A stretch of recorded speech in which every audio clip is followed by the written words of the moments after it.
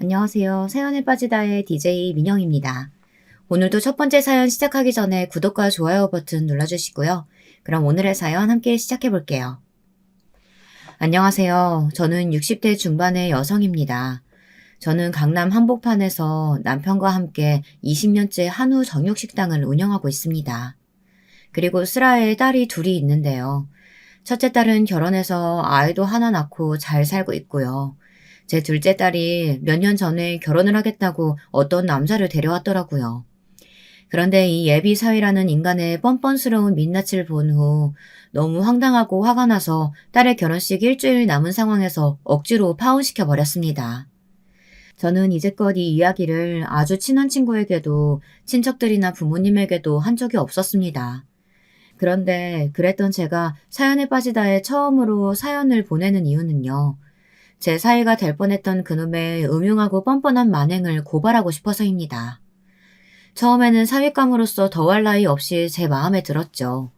똑똑해 보이고 살갑게 어른에게 다가가는 그런 남자였거든요. 하지만 그놈은 사실 사기꾼이 따로 없었습니다. 아니, 정말 사기꾼이었어요. 그놈의 집안이나 직업, 그리고 심지어는 총각이라고 했었던 그 모든 것이 거짓말이었습니다. 그럼 지금부터 제가 어떻게 그놈의 사기 행각을 알아보고 우리 딸의 미래를 지킬 수 있었는지 자세히 이야기를 시작해 보겠습니다. 혹시나 글솜씨가 부족하더라도 끝까지 제 사연 읽어주시면 감사하겠습니다. 그리고 저에게 위로와 공감의 댓글 부탁드립니다. 저는 한국전쟁 이후에 폐허에서 우리나라가 막 일어나려던 그때 가난한 부산의 산동네에서 태어났습니다. 아버지는 연탄 배달을 하셨고 어머니도 리어카를 끌면서 고물이나 폐지를 모아 고물상에 팔고 신문을 돌리는 일을 해서 아버지, 어머니, 저와 남동생, 네 식구의 생계를 꾸려나가셨습니다. 저의 부모님은 아직도 벽화동네인 그곳에서 살고 계십니다. 시내에 있는 좋은 집을 사드린다고 해도 마다하시고 말이에요. 그곳이 편하시다고 하시면서 죽기 전까지 고향에서 살고 싶다고 제가 아무리 서울로 올라오시라고 해도 말을 안 들으세요. 아무튼 저와 2살 밑에 남동생은 그 부산의 꼬불꼬불한 파란 버스가 다니는 길로만 산 아래로 내려올 수 있었어요. 가난해서 당연히 차도 없었고 자전거조차 저희에게는 사치였으니까요. 아니면 아침 일찍 일어나 걸어서 내려와야만 학교를 갈 수 있었습니다. 그렇게 고등학교까지 졸업한 저는 부산의 명동이라고 불리는 서면의 한 수협에서 첫 사회생활을 시작했습니다. 저는 상고를 나왔는데 그때 당시 상고 나온 여학생들의 최고의 취업지는 은행이었어요. 저 역시 학교 성적이 좋아 수협에 취직이 되었습니다. 제 부모님은 제가 은행에 취직을 했다니까 눈물까지 흘리면서 기뻐하셨어요. 집안이 가난해서 크게 뒷바라지도 해주지 못했는데 좋은 자리에 취직까지 성공했으니 얼마나 기쁘셨을지 저도 알 수 있었습니다. 매일 힘든 노동으로 고생만 하시는 부모님을 보다 못해 저도 정말 열심히 노력해서 취업을 한 것이었거든요. 저는 그때 첫 출근을 한 후 집에 온 저에게 저녁으로 고등어 조림을 해주셨던 어머니의 정성을 지금까지 잊지 못하고 있습니다. 부산에선 고등어가 비싸지도 않았지만 저희는 그 반찬을 못 먹을 정도로 가난했거든요. 제 동생도 공고를 나온 후 부산에서 자동차 고치는 공업사에 취직을 했습니다. 지금은 공업사를 하나 차리고 사장으로 있습니다. 남동생네는 아들 둘이 전부 그 공업사에서 사원으로 일하고 있는데요. 가족들이 다 같이 하나의 사업을 운영하면서 분쟁이나 다툼 없이 사이좋게 살고 있어요. 그러기가 아주 쉽지 않은 건데 제 동생이 군대 생활을 좀 오래 했거든요. 아들들에게까지 군인 정신을 심어주며 60 넘은 나이에도 공업사를 잘 꾸려나가고 있습니다. 저는 수협에서 일을 하며 처음엔 창구, 그 다음엔 주임으로 승진하여 대출계에서 일을 했습니다. 보통 은행에서는 남자 직원들이 대출계에서 일했는데 저는 여성으로선 드물게 대출계에 올라간 사람이었어요. 그러다 보니 제 성격이 좀 대범하고 자잘한 일에는 잘 신경을 쓰지 않습니다. 애들에게도 그런 가정교육을 시켰고요. 오히려 제 남편의 성격이 좀 섬세하고 나쁘게 말하면 잔잔한데 신경 쓰는 쪼잔한 사람이에요. 본인은 그런 말을 하면 화를 벌컥 내지만 말이에요. 어쨌든 그 당시에 수협에 다니는 여직원은 준매쟁이 아줌마들의 1순위 신부감이었습니다. 그래서 욕심이 생긴 어머니는 잘 아는 동네 아주머니에게 저의 선자리를 부탁하신 것이었습니다. 나중에 그 사실을 알게 된 저는 어머니에게 그런 일을 왜 저와 상의도 하지 않고 먼저 얘기했느냐고 물었어요. 사실 저는 중매로 시집을 가고 싶지 않았거든요. 저는 제 평생을 함께할 남자인데 다른 사람의 눈으로 보고 골라야 된다는 게 이해가 되지 않았습니다. 어머니, 어째서 그런 중요한 말을 저한테 얘기 안 해주셨어요? 저는 사귀고 싶은 사람이 따로 있단 말이에요. 아니, 그럼 그 얘기를 왜 안 했어? 그럼 네가 좋아하는 그 사람 엄마한테 소개시켜줘야지. 이번 주 내로 안 데려오면 거짓말인 줄 알고 선자리 추진해 볼 테니까 그렇게 알아라. 엄마도 너같이 자랑스러운 딸 있으면 좋은 혼처 잡아서 시집 보내고 싶은 게 솔직한 마음인 거야. 사실 그때 전 만난 지 얼마 안 된 남자친구가 있었습니다. 하지만 그 사람과 결혼까지 해야 할지는 아직 결정하지 못하고 그냥 만나고 있었거든요. 그래서 집에 데려와 소개하지도 않았었고요. 사귄 지 겨우 100일 정도 된 남자를 부모에게 소개하는 여자는 잘 없잖아요. 저는 그 당시에 남자친구에게 엄마가 다음 주에 선을 보라고 강요한다 하면서 그에게 말했습니다. 저는 사귀고 있지만 선은 그냥 한번 보는 것이고 한두 시간 만나고 나면 끝날 것이라고 생각했습니다. 그래서 쉽게 남자친구에게 저 선보겠다고 털어놓았습니다. 그런데 그 사람은 펄쩍 뛰면서 반대를 하더라고요. 제가 너무 남자 만나는 걸 안일하게 생각한다면서 말이에요. 사실은 그때 사귀고 있던 남자가 제 남편인데요. 남편은 화를 내며 절대로 선은 보지 말라고 자기가 그냥 어머니께 인사를 드리겠다고 했습니다. 그리고 이틀 후 바로 남편은 우리 집에 인사를 드리러 와 우리 부모님께 점수를 아주 많이 따고 돌아갔습니다. 아니 경희야, 왜 이런 멋있는 남자 사귄다고 말을 못했어? 내 다음 주에 있을 선은 파토 낸다고 아줌마에게 전화할게. 어디로 봐도 멋있는 남자구나. 잘했네, 잘했어. 그래, 군대는 어디로 갔다 왔다고? 해병대? 오, 그럼 남자답겠네. 남자 하나는 잘 골랐네, 우리 딸이. 그래, 그럼 상견례 날짜 한번 잡아봐라. 그 이후 남편의 불도저 같은 추진력으로 결혼 준비며 양가 상견례도 일사천리로 진행이 되었습니다. 남편은 부산 시내에서 유명한 횟집 아들이었고 우리 은행의 VIP 고객이었습니다. 그 말을 듣자 제 친정엄마는 진작 그 이야기를 안 했다면서 저에게 나중에 두고두고 잔소리를 하셨습니다. 그런 좋은 사윗감을 놓칠 뻔했다면서 다행이라고도 하셨어요. 시댁이 부자면 혹시 그렇게 생각하는 분들도 계실까 해서 미리 말씀드리는 건데요. 저희 시부모님은 정말 착한 분들입니다. 막장 시어머니의 괴롭힘이나 머리채 잡고 싸우는 고부 같은 건 저에겐 완전 먼 나라의 이야기였습니다.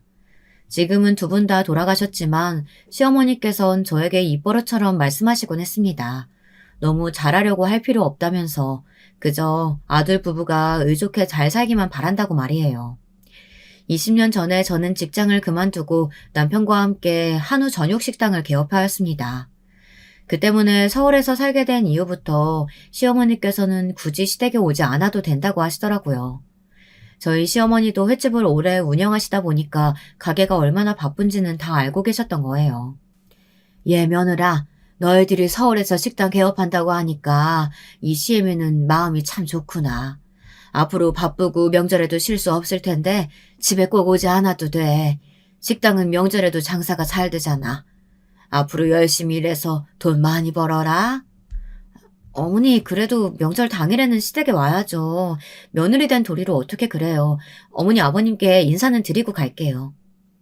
저는 사장이 되었지만 서빙이나 주방을 모두 직원들에게 맡기지는 않았습니다. 홀이 바쁘면 홀에 가서 서빙도 하고 주방이 바쁘면 주방에서 고기를 썰거나 반찬을 만들기도 했습니다. 그래서 겉으로 봐서는 제가 사장인지 그 식당에서 일하는 종업원인지 알 수 없는 상황이 오기도 합니다. 실제로 많은 손님들이 저를 일하는 사람으로 착각하고 막대했다가 나중에 미안하다고 사과를 한 적도 많이 있었습니다. 게다가 부부가 모두 식당에 매달려 있다 보니까 제 딸들은 중학교 때부터 집에서 저녁을 먹어본 적이 없었어요. 항상 우리 가게에 와서 먹거나 밖에서 사 먹었어야 했죠. 그런 부분은 우리 딸들에게 아직도 미안하기는 합니다. 처음에 남편은 정육식당을 부산에서 운영하자고 했습니다. 하지만 저는 저만의 가게를 서울 한복판에 제일 장사 잘 되는 곳에서 운영하고 싶었습니다. 그래야 제가 목표한 돈을 많이 번다는 목적을 하루라도 빨리 달성할 수 있을 것 같았습니다. 그리고 처음에는 오시는 손님들에게 무조건 조금이라도 서비스를 주며 단골 장사에 박차를 가했습니다. 처음엔 조금 손해본다고 생각할 수도 있지만 우리 집 고기 맛을 한 번 본 사람들은 두 번, 세 번은 물론이고 3대가 같이 오시는 단골까지 있거든요. 그런 단골 손님들을 붙잡아야 했어요. 그 덕분에 저는 단골 장사로만 3년이 지나자 식당 투자금을 모두 뽑아낼 수 있었고 순수한 흑자를 기록했습니다. 그리고 10년이 지나자 저의 식당 점포를 제 소유로 가질 수 있었죠. 매달 내던 임대료가 없어지니 오히려 돈을 모으기가 더 쉬워지더라고요. 제가 40대 초반에 식당도 개업하고 그 식당이 장사가 잘 되어서 제가 임대하고 있던 건물을 샀거든요. 그리고 강남대로 사거리에 있는 제 식당 건물은 처음 샀을 때보다 거의 10배가 올라 있었습니다. 그렇게 되다 보니 남편도 저도 이제는 딱 은퇴를 하고 싶다는 생각이 들더라고요. 돈은 남은 평생 쓸 만큼은 있고요. 20년간 1년에 설 당일, 추석 당일 이틀만 쉬고 일요일도 없이 일을 했습니다. 그랬더니 몸도 지치고 인생이 덧없다는 생각이 들더라고요. 저도 딸내미를 결혼시키고 첫 손주를 보고 나니까 주말에는 손주 얼굴도 보고 싶고 좀 쉬고 싶더라고요. 그래서 저는 일주일에 이틀은 식당에 나가지 않고 여행을 다니든지 서울 시내에 가고 싶은 미술관이나 영화를 보거나 하는 시간을 가지게 되었습니다. 나에게 휴가를 주는 시간이라고나 할까요? 남편과 번갈아가며 이렇게 쉬게 됐습니다. 그러다 보니 식당 내에서 단골 손님들이 저의 안부를 물어보는 분들이 생겼어요. 저기 요즘 사장님 얼굴이 잘 안 보이네요. 혹시 어디 아프시대요? 아니에요. 우리 사장님 일주일에 이틀 쉬는데 오늘 쉬는 날이라서 그래요. 아픈데 전혀 없으세요. 요즘은 제 첫째 딸과 사위도 주말에는 식당에 와서 아르바이트를 하고 간답니다. 제 손자를 봐주고 딸이 대신 주방에서 일을 하고요. 사위도 불판이나 숯도 테이블에 배달하고는 합니다. 제 첫째 사위는 광화문에 있는 증권회사에 다니는데요. 주말에는 쉬기 때문에 저희 집에 와서 매주 저녁을 먹고 간답니다. 처음에는 우리 딸이 주말에라도 밥 안 하고 쉬게 하고 싶은 마음에 불러서 공짜로 소고기를 먹여주었지만 어느 날 제 사위가 그러더라고요. 아무것도 안 하고 밥만 얻어먹고 가는 것 같아 바쁘신데 죄송해서 주말엔 안 오겠다고요. 그래서 제가 사위에게 말했습니다. 그렇게 미안하면 먹은 만큼 일을 하고 가면 되는 거 아니냐고 말이죠. 딸과 사위는 그런 생각은 해본 적도 없었나 봐요. 그날부터 서투르게나마 가게에 보탬이 되겠다고 조금씩 일을 하더라고요. 사실 저는 농담으로 한 얘기였지만 애들은 또 그걸 진심으로 받아들였어요.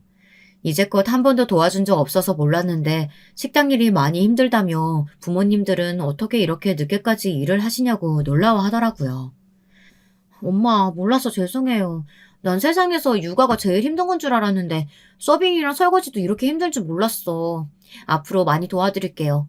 우리 딸만 좀 잘 봐주세요. 그러게요, 어머니. 이렇게 힘든 일을 매일 하고 사셨으니 존경스럽네요. 주말마다 와서 일하고 갈게요. 다른 아르바이트생 뽑기 힘드시면 연락 꼭 주세요, 어머님. 첫째 사위는 금융 관련 직업을 가져서인지 좀 융통성은 없지만 아주 착한 사람입니다. 저희 딸이 결혼 전에 항공사 승무원으로 있었는데 그때 만났다고 하더군요. 자기들끼리 좋아서 연락처도 주고받고 2년간 사귀다 결혼을 했습니다. 저는 직장도 좋고 몸도 마음도 건강한 사이가 처음부터 마음이 들었고 우리 딸의 시부모님들도 딸이 마음에 들었다며 처음부터 양쪽이 다 좋아했습니다. 그래서 별 문제 없이 첫째의 결혼식은 무르르듯 진행이 되었다고나 할까요? 저는 첫째 사이가 잘 들어왔으니 남은 둘째 딸도 좋은 혼처에 시집갔으면 하는 욕심이 생기더라고요. 저는 첫째 딸을 결혼시키고 나서 둘째 딸에게 말했습니다. 너는 사귀는 남자 없느냐고요. 그러면서 언니같이 성공한 연애를 하라고 둘째 딸을 좀 압박했던 모양이에요. 나중에는 참다 못한 둘째 딸이 저에게 불평을 하기 시작하더군요. 엄마, 난 결혼 생각 아직 없다니까. 내가 30이 됐어, 40이 됐어. 아직은 그럴 때도 아니고 언니 하나 시집 갔으면 됐지. 무슨 욕심이 그렇게 많아요. 난 아직 결혼하고 싶은 마음 없으니까 그렇게 하세요. 네 언니랑 형부 잘 사는 모습 보면 부럽지도 않아? 애가 왜 이렇게 욕심이란 게 없어. 말이 나왔으니 말이지만 여자는 생애 반은 부모 잘 만나서 사는 거고 나머지 반은 남편 잘 만나서 잘 사는 거야. 제가 원래는 그런 사상을 가진 사람이 아닌데 딸만 보면 그런 고리타분한 말을 하고 있더라고요. 여자 팔자는 뒤용박 팔자이니 머리 좋고 예쁜 거 다 필요 없다고, 남자 잘 만나면 된다고 제 어머니가 했던 이야기를 그대로 읊고 있더라고요. 참 저도 못난 엄마였죠. 그러니 그 얼굴만 잘생긴 사기꾼 놈에게 홀라당 넘어갔겠죠. 지금 생각해보면 그놈은 제 딸의 주변을 맴돌다가 계획적으로 접근했던 게 틀림없어요. 제 둘째 딸이 남자들을 많이 못 사귀어봤던 좀 쏙맥 같은 아이였거든요. 그래서 무턱대고 자기를 좋아하고 떠받들어주는 남자를 아무 의심 없이 믿었던 것 같습니다. 아무튼 그 남자는 제 딸의 연인이 되기 위해 입에 발린 거짓말을 하고 칭찬도 하고 그랬던 것 같습니다. 처음엔 제 딸은 자기를 예쁘다고 말하는 그 사람을 믿지 않았습니다. 믿기는커녕 정말 눈이 삔 거 아니냐고 막말하면서 그 사람을 떼어내려고 했었답니다. 사실 엄마인 제가 봐도 제 둘째 딸은 엄청 예쁜 얼굴은 아니거든요. 하지만 그놈은 제 딸을 이미 타겟으로 삼았으니 딸의 주변을 맴돌면서 어떻게든 엮여보려고 발버둥을 쳤더라고요. 제 딸이 좀 비싼 차를 타고 다니고 좋은 회사를 다니니까 그것 때문에 그놈이 달라붙지 않았나 하는 생각이 듭니다. 제 딸은 차에 대해서 말도 안 되는 허영심이 있어서 지금까지 외제차를 끌고 다니거든요. 절대로 남편이 사주지 않았지만 말이에요. 몇 년 전 딸이 직접 1억 5천만 원이나 주고 샀는데요. 그 망할 놈의 차 때문에 결혼 자금도 못 모으고 월급을 몽땅 차 할부금에 쏟아버리는 소위 말하는 카푸어족이라고 합니다. 강남 한복판에서 그런 눈에 띄는 차를 몰고 다니니 그 예비사위 놈이 아니더라도 제 둘째 딸은 꽤 많은 남자들의 눈에 띈 것 같았습니다. 제가 식당 앞에서 제 딸이 어떤 남자에게 붙잡혀 있는 모습을 본 적이 꽤나 있으니까요. 하지만 차만 보고 딸에게 찍적거렸던 놈들은 정말 하나같이 마음에 들지 않았습니다. 그도 그럴 게 어디서 생 양아치처럼 생긴 남자들이 주로 말을 걸어오거나 차를 보면서 휘파람을 불곤 했거든요. 제 딸은 그런 애들은 모른 척했지만 한두 명씩 끈질기게 뒤를 따라다니는 놈들도 있었습니다. 그저 커피나 한잔 하자고 하던 애들은 그래도 점잖은 축에 속했어요. 입에 담지 못할 욕설을 퍼붓거나 벌건 대낮에 호텔을 가자고 소리 지르던 미친놈들도 있었습니다. 아는 게 아니라 제 딸에게 그런 놈들이 하도 들이대니 남자는 지겹다고 생각이 든 것일지도 모르겠습니다. 어느 날 딸은 또 그런 양아치 같은 놈에게 걸려서 실랑이를 벌이고 있었습니다. 저는 식당이 바빠서 자세한 상황을 목격하지는 못했지만 나중에 딸한테서 들어보니 대충 이런 내용이었습니다. 왜 이래요? 자꾸 귀찮게 하면 경찰 부를 거예요? 얼른 비키지 못해요? 아니 내가 그쪽을 뭐 어떻게 한다고 했어요? 그냥 전화번호 다 달라니까. 그렇게 연락 좀 하다가 뭐 좋으면 밥 한 번 먹고 그러는 거지 뭐. 무슨 여자가 이렇게 빡빡하게 굴어. 이봐요. 여자분이 싫다고 하는데 왜 자꾸 들이대는 거예요? 당신 자꾸 그러면 스토킹 혐의로 경찰에 신고할 거야. 얼른 떨어지지 못해? 그 사람들 많은 사거리 한복판에서 두 남자가 여자를 두고 싸움판이 벌어졌으니 지나가던 사람들은 누구든 한 번씩 돌아보고 구경하고 했겠죠. 그리고 그 수상한 남자는 점점 사람들이 모여들자 욕을 한바탕 내뱉고는 달아나 버렸습니다.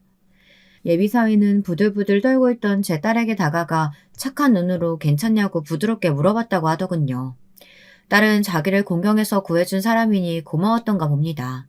그 남자를 의심도 하지 않고 전화번호를 가르쳐주고 그 후부터 그 남자에게 빠져버린 것이었어요. 공경해서 구해준 놈이 사실 더 나쁜 놈이었는데 그 당시에는 딸이나 저까지도 그걸 전혀 상상도 못했습니다. 딸에게서 예비사위와의 첫 만남의 이야기를 듣고 저는 그 남자에게 흥미가 생겼습니다. 남자라면 알레르기처럼 끔찍이 싫어하던 딸이 그 남자에 대해서만은 사람처럼 말하고 좋은 사람이라고까지 얘기를 했거든요. 그러니 가뜩이나 걱정되던 딸이 남자가 생겼다는데 어떤 부모가 좋아하지 않을 수 있겠습니까? 저는 딸에게 빠른 시일 내로 그 사람을 한번 집으로 데려와서 인사를 시켜달라고 말했습니다. 딸은 아직 좀 이르다고 아직 그 사람이 어떤 사람인지 알아가는 중이라고 했습니다. 하지만 저는 딸에게 그 사람과 사귀면서 알아가고 얼른 엄마에게 보여달라고 지금 생각하면 너무 후회스러운 말이었습니다. 결혼을 하려면 적어도 사계절은 지내보고 하라는 말이 있는데 그 말이 맞다는 걸 저는 이번 사건을 겪으면서 알게 되었습니다. 저는 그놈의 외모, 능력이나 겉으로 보기에 번지르르한 것만 가지고 그 남자를 판단했습니다. 그리고 놓치고 싶지 않은 사윗감이라고 내 멋대로 단정을 내렸어요. 제 남편은 그런 저에게 예비 사이를 다시 찬찬히 살펴본 후 결혼을 시키더라도 시키자고 하며 말렸습니다. 하지만 저는 둘째 사이도 잘 들어야 한다는 욕심에 남편의 말을 들은 척 만척했습니다. 아니, 알아보지 않아도 그 사람 멋지고 직업도 좋고 저번에 집에 와서 다 이야기했다니까? 그런데 왜 또 다 끝난 얘기 가지고 싸움을 하려고 들어요? 신중해서 나쁠 건 없잖아. 다 그 사람이 얘기한 것뿐이지 우리가 직접 알아본 것도 아니고. 당신은 어떻게 그렇게 우리 딸 미래에 대해서 물렁하게 생각해? 확실히 알아볼 건 알아보고 상견례도 다 하고 나서 결정해도 안 늦어. 상견례는 당연히 할 거긴 한데 너무 의심병 걸려있는 거 아니야, 당신? 어떻게 뒷조사를 해? 사람을 믿어야지. 불법적으로 뒷조사하는 거 그거 그 사람에겐 범죄잖아. 그냥 우리 예비사위 믿읍시다, 여보. 제가 믿고 따랐어야 할 사람은 바로 제 남편이었는데 그때는 그걸 몰랐습니다. 그리고 딸 역시 자기를 구해준 사람에 대한 환상에 젖어 있었어요. 저도 마찬가지고요. 그런 상황에서 도와준 사람을 당연히 믿게 되지 않겠습니까? 남편은 몇 번이나 신중히 생각하고 결정하자고 외쳤지만 딸과 저의 귀에는 하나도 제대로 들어오지 않았습니다. 그 사기꾼 놈은 자기가 외제차파는 사업을 한다고 했습니다. 그것이 차에 관심 많던 우리 딸의 마음에 쏙 들었던 것입니다. 그리고 그놈은 어떻게 했는지는 모르겠는데 딸을 만나러 나올 때마다 다양한 차를 바꿔 타고 왔다고 하더라고요. 그것도 비싼 세단 아니며 외제차로만 딸을 데리러 왔답니다. 둘째 딸은 자기 차를 놔두고 그 예비 사이에 차만 타도 행복하다고 하면서 웃었습니다. 그리고 집에 와서 온통 그 사람 얘기하고 어딜 갔다 왔다느니 뭘 했다는 얘기도 하니까 저도 사위에 대한 기대를 안 할 수가 없더라고요. 엄마, 요즘에 그 사람이랑 데이트하면서 정말 살맛이다. 그 사람은 어떻게 내가 좋아하는 것만 잘 알아서 딱 맞춰서 데려갔는지 몰라요. 오늘도 자동차 모터쇼에 갔다 왔어요. 나 이 사람이라면 정말 취미도 맞고 얼굴도 내 취향이라 잘 살 수 있을 것 같아요. 어머, 그러니? 그렇게 좋은 사람이면 엄마한테 한번 데리고 와봐. 말 나온 김에 이번 일요일에 집에 한번 데려와. 인사하고 상견례 날짜 잡아보자, 응? 내가 너만 시집 잘 가면 근심이 하나도 없을 것 같아. 그 예비 사이는 딸과 3개월 정도 사귀자마자 조바심을 내며 상견례를 하자고 하더랍니다. 딸은 조금 신중히 생각하고 싶었지만 제가 너무 좋아하는 모습을 보고 얼른 인사를 시켜드리고 결혼하자 마음을 먹은 모양이었습니다. 하긴 제가 딸에게 그 남자 놓치면 다음엔 남자 만나기 힘들 거라고까지 얘기를 했으니까요. 지금은 너무나 딸에게 미안한 마음뿐이네요. 좀 더 우리 딸을 믿지 못하고 저 역시 결혼을 너무나 쉽게 생각했습니다. 첫째 딸이 정말 단기간에 결혼을 성공하고 지금까지 잘 살고 있었기 때문에 둘째도 그럴 거라고 믿어 의심치 않았습니다. 저는 딸에게 상견례 하기 전 예비사위를 데리고 집에 와서 저녁이나 먹고 가라고 말했습니다. 식당에서 보고 싶기도 했지만 그래도 일하는 직원들에 대한 예의가 아니라고 생각했습니다. 그래서 가게에서 만든 반찬들을 좀 싸갖고 와서 저녁을 한 상 잘 차려주었어요.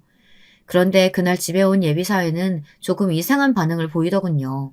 딸에게 어디 사느냐고 꼬치꼬치 묻고 좋은 동네 사니까 집에 좋을 거라고 멋대로 상상을 했었던 모양이에요. 아, 그 현대 아파트 산다고? 34평? 생각보다 크진 않네, 평수가. 자기네 언니는 결혼했고 자기만 부모님이랑 같이 산다고 했지? 응. 근데 무슨 문제라도 있어? 아까까지 들떠서 좋아하더니 지금은 별론가? 말이 없네. 응? 아니, 그렇게 생각하지는 않았어. 자기네 어머니가 사장이시라면서 그런데 조금 검소하신 건가 해서. 예비사회는 딸을 스포츠카에 태우고 우리 집에 오며 이런 대화를 했다고 하는데요. 저는 파혼한 뒤에나 딸에게서 들은 이야기라 더 성질이 나더라고요. 한데 알고 봤더니 그날 타고 왔던 사이놈의 스포츠카는 사위 것이 아니고 중고로 나온 매물을 제 멋대로 끌고 나온 것이라고 하더군요. 나 참 어이가 없어서 제 딸이 거짓말을 한 것도 아니고 자기 멋대로 우리 집이 엄청 부자라고 착각한 건 그놈 쪽이지 않나요? 그런데 저런 소리를 뻔뻔스럽게 했다니 정말 인간 말종이 따로 없었는데 말이죠. 딸도 그저 농담이려니 했고 그놈도 황급히 얼버무리고 우리 집으로 왔습니다. 사실 제가 집이나 가구, 가전에 큰 욕심이 없습니다. 그래서 집안에 10년이 넘은 가전제품들이 대부분인데요. 어차피 집에서 밥을 한 끼 정도밖에 안 먹기 때문에 저는 사는데 크게 불편하지 않아 굳이 좋은 가구 가전을 들이지 않았습니다. 집도 제가 갖고 있는 강남의 8층짜리 식당 건물에 비해서는 좀 단촐한 편이었죠. 30평대의 낡은 아파트에 살고 있었습니다. 하지만 제 예비사회는 그런 것에 전혀 신경 쓰지 않는 건실한 사람인 줄 알았죠. 그저 제가 보기엔 착하고 직업도 괜찮고 외모도 좋은 그런 남자였으니까요. 하지만 그는 처음 보는 우리 집의 인테리어며 모든 것이 낡았다고 제 앞에서 좀 조심스럽게 얘기하는 척 하더니 가기 전에 본색을 확 드러내더군요. 딸과 스스럼 없이 즐겁게 이야기하며 밥도 맛있게 먹길래 저는 그날 저녁 식사가 끝까지 좋게 끝나는 줄 알았습니다. 하지만 집에 가기 바로 전에 그놈은 본성을 내뱉고 나가더라고요. 정말 조그맣게 입속으로 중얼거린 혼잣말인데 딸은 우연히 그 소리를 들었다고 합니다. 아, 잘못 찍었네. 진짜 재수가 없구나. 공주님인 줄 알았더만. 응? 지금 자기 무슨 얘기야? 그거 나한테 한 말이야? 아니, 그냥 딴 생각을 좀 했어. 어제 본 TV 프로 말이야. 딸이 아는 척을 하자 그놈은 급하게 손사래를 치며 후다닥 도망치듯 우리 집을 나갔습니다. 나중에 경찰서에서 들은 말인데 그때 그놈은 우리 집에 뭐 털어먹을 것이라도 있나 사전조사를 나온 것이었다고 실토했다고 하네요. 그 말을 듣는데 너무 소름이 발밑에서부터 쫙 끼치는 거예요. 얼마나 무섭던지 말이에요. 그 후부터 그 예비사위란 놈은 제 딸에게 열광하던 걸 조금 식었다고 해야 할까요? 하여튼 가끔씩 바쁘다고 제 딸을 바람맺히기도 했다고 하네요.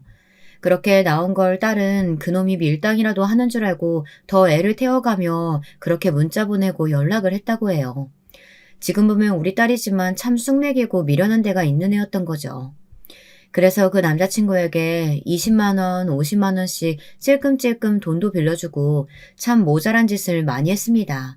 그놈의 생일에 좋은 옷을 사주고 자기도 차 할부금을 털어넣느라 용돈도 없으면서 남자친구가 새 차를 사면 할부금도 몇 달을 대신 내주고 했다고 하네요. 저는 그런 이야기도 파혼하고 나서 들었던 거라 너무 어이가 없고 화가 났습니다. 그렇게 떼인 돈이 한 500만 원 정도 됩니다. 지금도 그놈에게 빌려준 돈이니 갚으라고 민사상으로도 내용 증명을 보냈는데 그놈이 돈이 없다고 배째라고 나가는 판이라 받을 수가 있을지 모르겠네요. 그놈이 우리 집에 와서 인사를 드리고 저녁도 먹고 간 후 한 달이 지나자 딸은 상견례를 하기로 했다며 삼성동에 있는 호텔에서 오후 2시에 만나기로 했다고 하더라고요. 남편과 저는 그때 첫째 딸 내외에게 식당 좀 알아봐 달라고 말하고는 가장 좋은 옷을 꺼내 입고 나갔습니다. 하지만 저도 남편도 장사하는 사람이라 좋은 옷이라고 해봤자 남편은 한 벌뿐인 양복이었고 저는 첫째 딸 결혼식 때 입었던 혼주 한복이 다였습니다. 그래서 조금 불편하긴 했지만 저는 그 자리에 혼주 한복을 입고 나갔어요. 그랬더니 그쪽 시어머니 될 분이 저한테 입을 삐죽거리면서 뭐라고 하더라고요. 어머, 뭐니, 주리야? 너희 엄만 웬 한복을 입고 나오신 거야? 평소에 입을 옷이 없나 봐? 아들, 너 주리네 집이 돈이 엄청 많다면서? 이게 뭐니? 부잣집에서 옷이 없다는 게 말이 돼? 너 뭘 잘못한 거 아니야? 네? 아니, 안 싸돈 지금 무슨 말씀 하시는 거예요? 아니, 제 말이 틀린 건 아니잖아요. 평소에 뭐 입고 나오실 옷이 없어서 그런 촌스러운 한복을 입고 나오냐고요. 누가 상견례 자리에 한복을 입어요? 당신은 무슨 무례한 말이야 그게. 아이고 사부인 죄송합니다. 우리 마누라가 말을 좀 거칠게 했나 봅니다. 제가 대신 사과드릴게요. 너그럽게 봐주세요 사돈. 아닌 게 아니라 그 예비 시어머니는 명품 옷으로 온몸을 두르고 액세서리도 무겁게 세트로 하고 나왔더군요. 참 아들이 누굴 닮아서 그렇게 허영심이 심한지 알 것 같더라고요. 그 예비사위는 저에게 고개를 숙이긴 했지만 하나도 미안한 기색은 없었습니다. 저는 그저 상견례 자리를 넘기기만 하면 되겠다 생각하고 그때부터 말을 아꼈습니다. 저도 사위 집안이 부자인 줄 알았고 인간인지라 딸이 너무 가난한 시댁에 시집가서 고생하는 꼴은 보고 싶지가 않았거든요. 그래서 충분히 물어볼 수도 있는 질문이다 하고 생각하기로 했습니다. 비록 기분이 좋지는 않았지만 말이에요.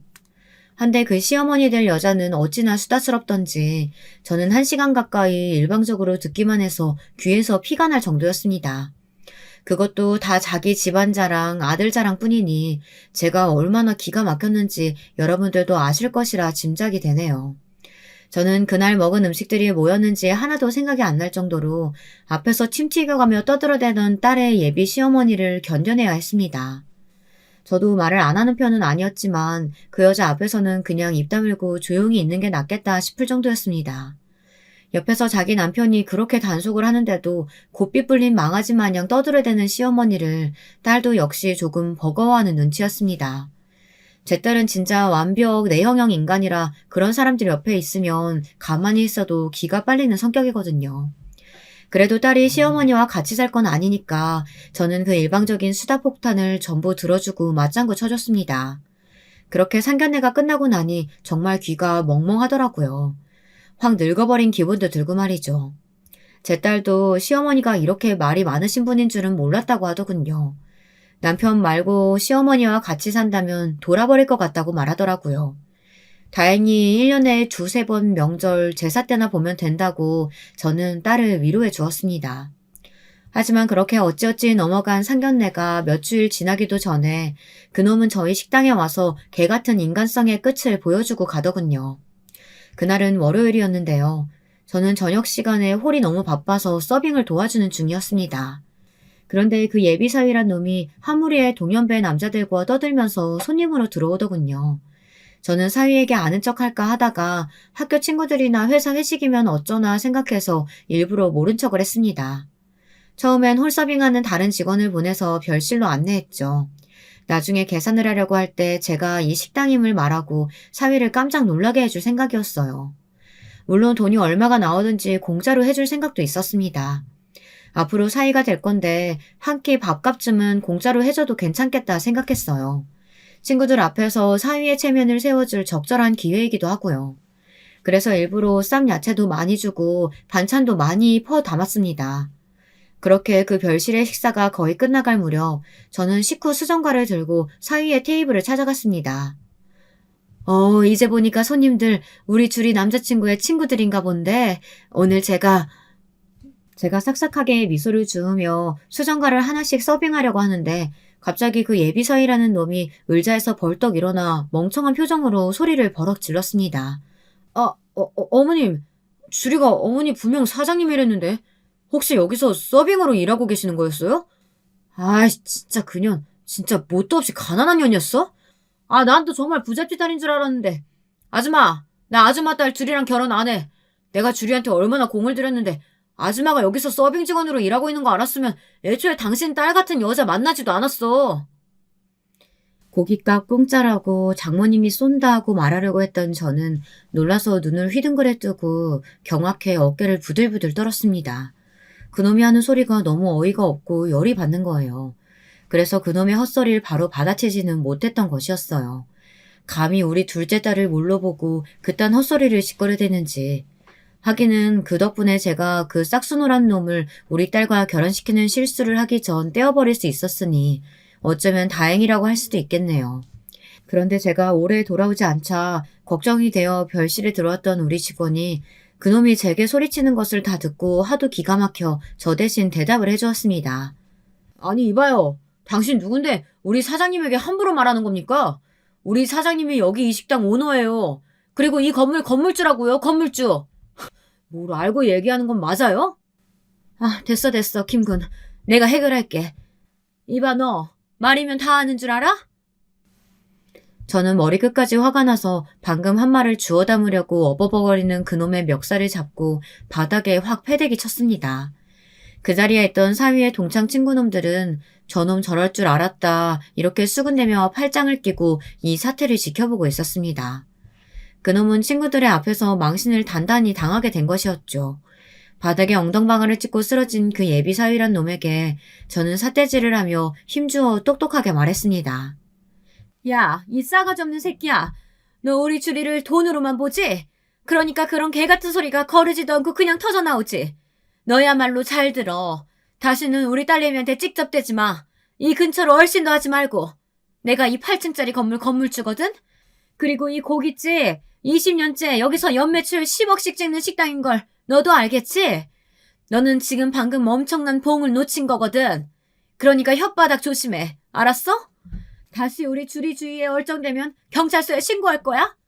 얼른 꺼져. 그리고 여기서 먹은 고깃값 50만 원 네가 다 내고 가라. 알겠어? 어머님. 저 지금 정말 말실수한 거예요. 잘못했습니다. 어머니 제발 용서해 주세요. 저 주리 너무 사랑합니다. 주리 없으면 저 못 살아요. 용서해 주세요.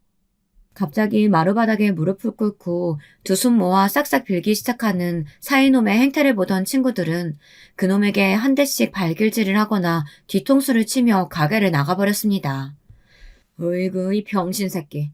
너는 고딩 때부터 입이 화근이었어. 또 그럴 줄 알았다, 내가. 이 미친 새끼야. 나한테 연락하지 마, 이제. 에휴, 이 병신 찌질이 같은 새끼. 아직도 너 사귀던 여자한테 삥 뜯고 다니면서 살고 있냐? 내가 예저녁에 너랑 연을 끊었어야 하는데 이런 꼴 다 보고 나서 끊으려니까 불쌍하다, 야. 잘 살아라. 내가 돈 줄게. 고깃값에 보태 써라. 이렇게 돈 5만 원 던지고 나가는 친구, 바닥에 침 뱉고 나가는 친구 등등 그날의 사위놈은 동창 모임에서 완전히 매장당하고 말았습니다. 그걸로 저는 사적인 복수를 다할 수 있었고요. 당연히 그놈은 그날의 식대도 계산 못하고 무전 취식으로 경찰에 잡혀 들어갔습니다.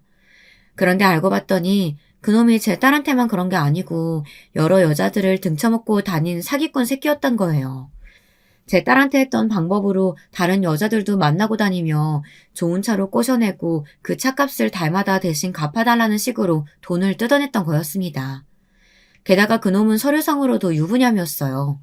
경찰에 신고당한 후 신원조회를 하는데 그런 사실도 막 쏟아져 나오더라고요. 저는 정말 머리가 아프더군요. 게다가 진술을 하다 보니 그놈의 사기 한각에 놀아간 다른 피해자들도 쏙쏙 밝혀졌습니다. 저는 이 기가 막히고 어이없는 사실을 딸에게 전화로 알렸습니다. 네 남친이란 놈이 우리 식당에 와서 무전취식을 하려다 걸려서 경찰서에 있다고 말이죠. 딸은 정말 놀랐나 봐요. 이 미친 새끼가 너 유부남이었어? 내가 어떻게 너 같은 새끼한테 속아서 여기까지 왔는지 내가 미친년이지. 아휴, 당장 파혼이야. 너 다음에 감방 가서 나와도 나 마주치지 마라. 다시 만나면 내 손에 죽는다. 경찰서 유치장에 갇힌 채로 눈물을 흘리고 있는 그놈의 뒤통수에 대고 우리 딸은 화난 얼굴로 소리를 질러댔습니다. 그놈의 실체를 제 입으로 듣고 경찰서로 달려왔던 우리 딸은 처음엔 제 말을 믿지 못해 눈으로 직접 확인해봐야겠다고 하더니 실제 초라한 그놈의 면상을 보고 오만 정이 다 떨어졌나 보더라고요. 차라리 잘 됐어요. 아무런 미련 없이 그놈을 우리 딸 인생에서 딱 잘라냈다는 것만 해도 저는 성공한 거라고 생각합니다. 정체가 까발려지다 보니 그놈은 만으로는 물론이고 3살짜리 애까지 있더라고요. 여러분, 세상에 이런 못된 사기꾼 놈이 우리 딸을 속였다니 제가 얼마나 화가 났겠습니까? 저는 정말 잘나가는 변호사를 고용해서 그놈에게 혼인빙자 사기죄로 무거운 형량을 때려달라고 했습니다. 그뿐만 아니라 민사소송으로 위자료도 받아냈습니다. 하지만 그놈은 능력은 없고 빚만 엄청 가진 놈이라 아직도 위자료는 전행 집행되지 못하고 남아있습니다. 그놈의 부모가 저희 집으로 찾아와 제발 합의해달라고 빌었지만 저는 절대 들어줄 생각이 없습니다. 마음 같아서는 그 노인네들도 싸잡아 사기꾼으로 고소하고 싶었지만 정확한 물증이 없으니 어쩔 수 없더군요. 그 어처구니 없는 일이 일어난 지 이제 1년이 다 되어서야 사건이 종결되고 그놈은 깜빵으로 들어갔습니다. 제 딸뿐만이 아니라 다른 여성 피해자들까지 그놈이 구속되었다는 소식을 듣자 저와 우리 딸에게 감사 인사를 하려고 연락이 왔습니다. 다들 그놈의 꼬리를 잡은 건 정말 다행이라고 생각한다고 하더군요.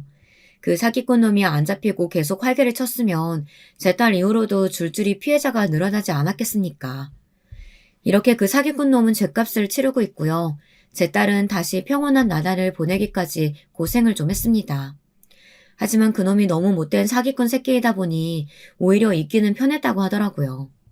제 둘째 딸은 당분간 결혼은 할 생각도 없고 남자들도 만나기 싫다며 회사를 그만두고 호주에 워킹 홀리데이를 갔습니다. 영어 공부도 하고 몸으로 부딪히는 일들을 좀 하고 싶다고 하면서 허락해 달라길래 무조건 가라고 했죠. 저도 그놈의 사기꾼 사건에서 좀 벗어나려고 한동안 일만 열심히 했습니다. 확실히 몸을 움직이니 잡생각이 없어져서 좋더군요.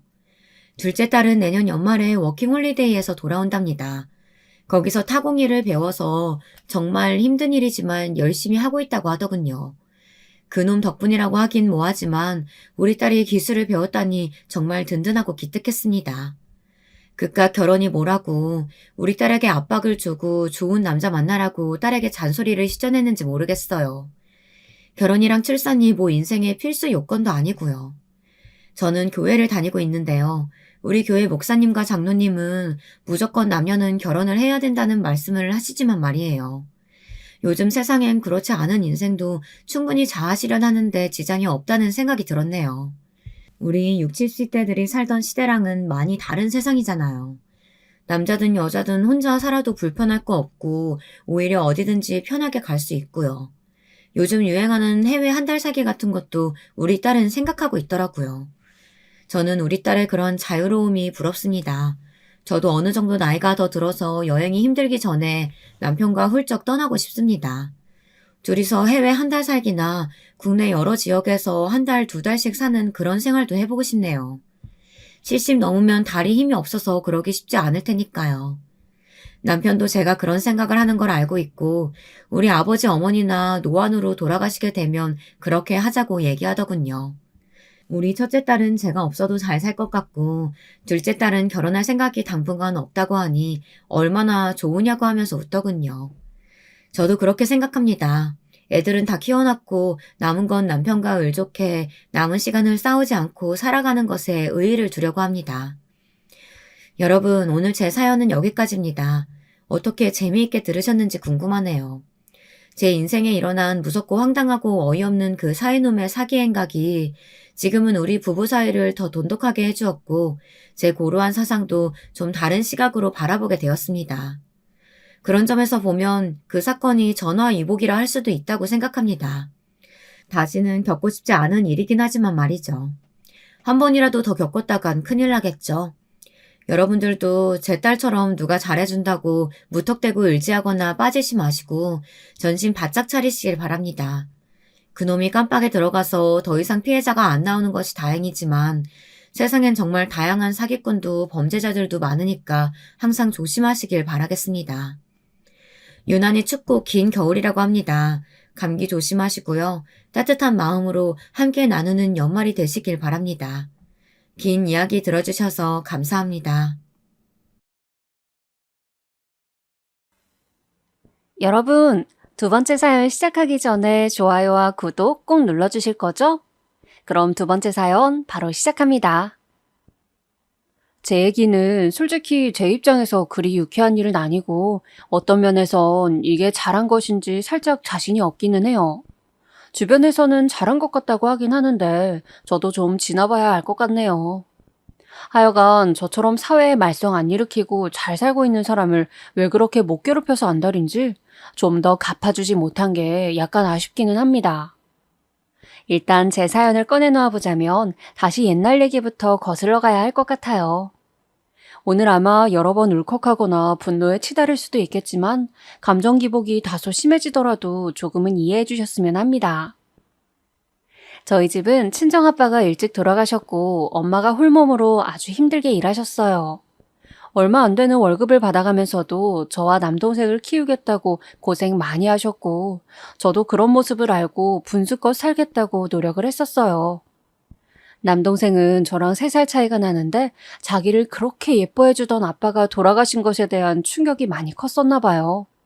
전 초등학교 5학년, 동생은 2학년 때였거든요. 아주 많이 어린 나이도 아니었지만 맨날 공 갖고 놀러 다니면서 자기를 안아주던 아빠가 교통사고로 한순간에 자취를 감췄으니 견디기 힘들었을 거예요. 동생뿐 아니라 우리 집 전체가 오래도록 초상집 분위기였고 참 야속하게도 이때 할머니랑 고모들이 우리 집 찾아와서 못할 말들을 많이 했었거든요.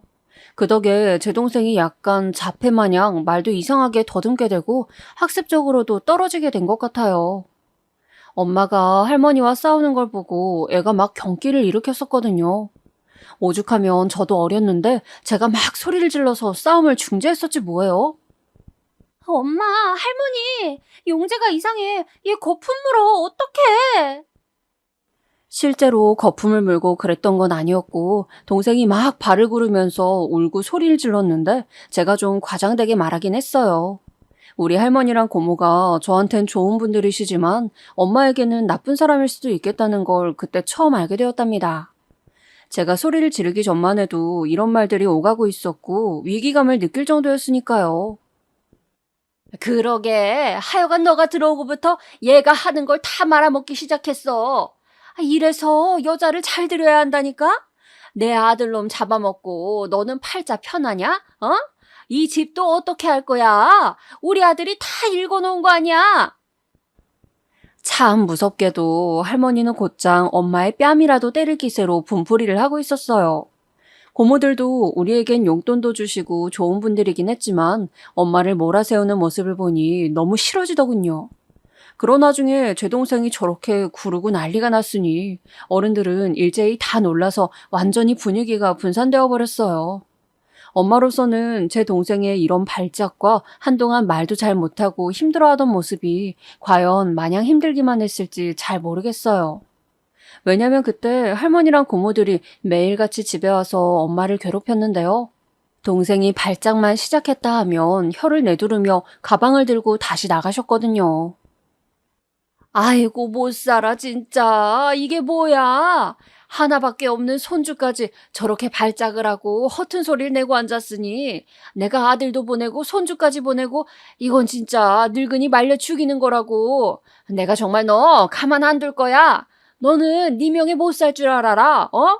남편 그렇게 일찍 보내놓고 지밖에 모르는 팔자 억센 게 어디 네 명은 길 줄 아냐?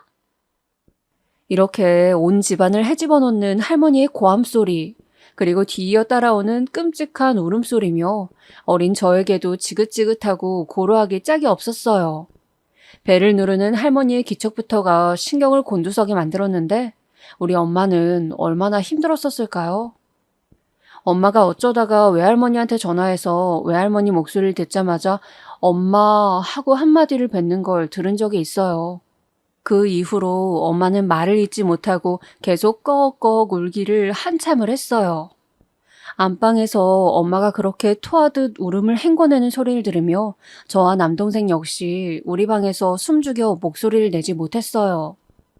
엄마는 그러고도 곧바로 얼굴을 말끔히 씻은 뒤 나와서 밥 금방 해주겠다고 쌀을 씻는 사람이었습니다.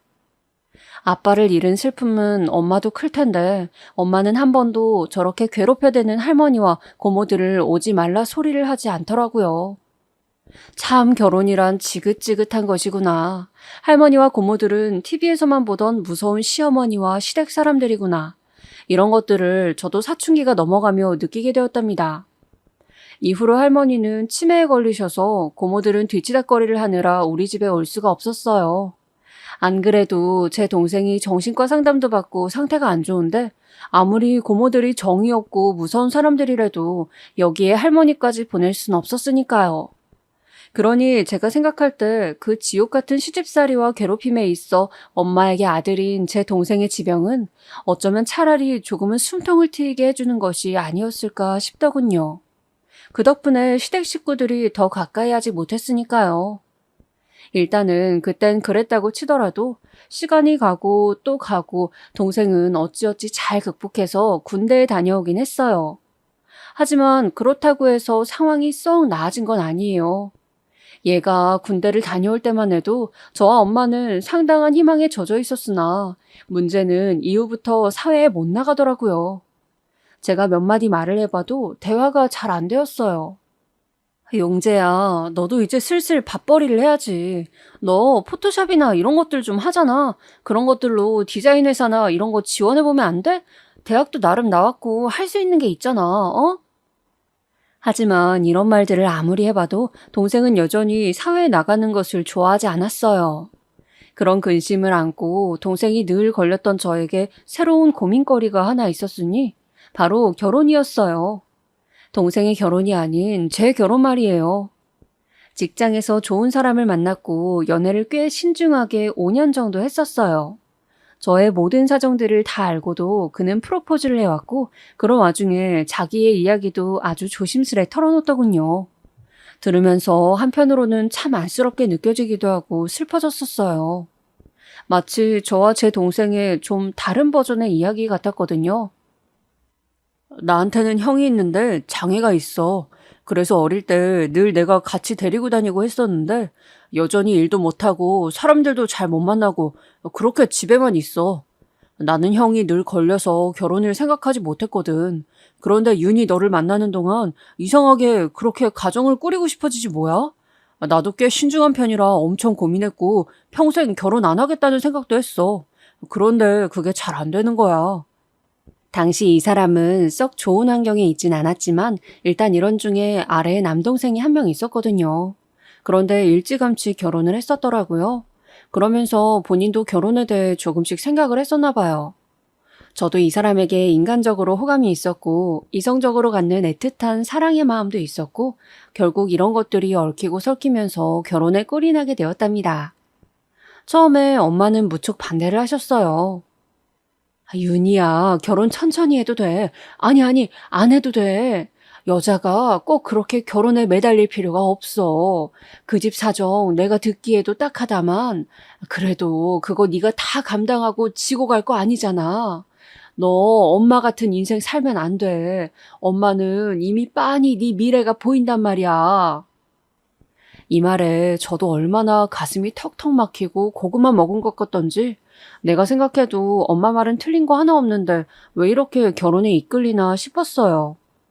결국 결혼 전날 눈이 퉁퉁 붓도록 울던 엄마와 역시나 결혼식 날 당일에도 둘이 너무 부둥켜 안고 울어서 제 하객이었던 친구들도 머쓱했었답니다. 아무튼 그렇게 결혼하고 난 뒤 실제로 엄마가 말했던 현실들이 제 눈앞에 부채살을 착 펼치듯 사라랑 열리지 뭐예요. 다름 아닌 저희 시어머니 말이에요. 뭐랄까, 다행히도 아버님은 바쁘셔서 그런지 몰라도 집안일 돌아가는 것엔 크게 관심은 없으셨단 말이에요. 그런데 어머님은 되게 본인 자식들 사이를 왔다 갔다 하시면서 정치질을 하시더라고요. 본인의 아픈 큰아들은 그렇게 애달아 죽겠고 막내 아들은 여자같이 반반한 얼굴이니 너무 이뻐 죽겠고요.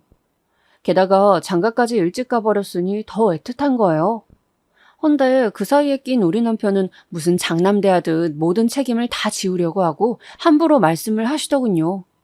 진짜 남의 집 딸인 며느리보다 자기 자식인 아들을 저렇게 무시하는 경우는 처음 봤어요. 정철이 너 이번에 집 이사하는 거 알지? 너 장가 가서 네 몸만 쏙 나갔다고 입 씻으면 안 된다 너. 그간 먹여 살려주고 키워주는 애를 남자라면 알아야지. 니들 집은 집이고 부모랑 형은 쓰러져가는 집에 사는 거 볼 거 아니잖아? 그런 게 다 죄가 되는 거야. 네 마누라랑 잘 상의해서 얼마 보탤 건지 알려줘라. 아예 대놓고 이렇게 돈을 뜯어가다니요. 심지어 시댁에선 남편이 그 작은 빌라 하나를 구해 얻을 때까지 돈 1,000만 원도 대주지 않으셨어요. 축의금 계산할 때에도 남편 앞으로 들어온 것 저희한테 조금도 넘겨주지 않으셨고요.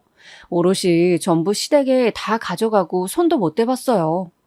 하다 제가 너무 답답해서 남편에게 당신도 참 불쌍하다고 말을 했더니 이때 남편이 아주 생뚱맞은 얘기를 꺼내는 거예요. 솔직히 심증은 있을 정도로 아주 험악한 자식 차별이긴 했지만 이건 너무나 납득이 되어버리는 슬픈 진실이었어요. 동시에 남편이 더더욱 불쌍했고요. 저기 이런 말을 너무 늦게 해서 미안해. 그런데 나도 참 어떻게 말을 해야 할지 모르겠더라. 이런 얘기 나 말고 다른 사람한테 해보는 게 처음이어서 말이야. 친구들도 이런 내용을 모르거든. 뭔 말을 하려고 저렇게 뜸을 들이나 했는데 뜸을 들일 만한 얘기였었더라고요. 사실 나는 어머니의 친아들이 아니야. 어머니가 따로 계셔. 그런데 너무 어릴 적일이라 어디 계신지 모르겠어. 솔직히 찾지도 않으시는 것 같아. 나도 지금 어머니 때문에 너무 마음고생을 해서 그런지 날 두고 가신 친어머니가 그렇게 보고 싶지 않아. 원망감이 더 큰 것 같아. 세상에 친자식이 아니었다니요. 이 사실을 들으니 너무 놀랍기도 하고 사실 시댁과 그리 왕래가 잦은 게 아니니 중요한 내용이 아닐 수도 있지만 어쨌든 참 충격적이더라고요.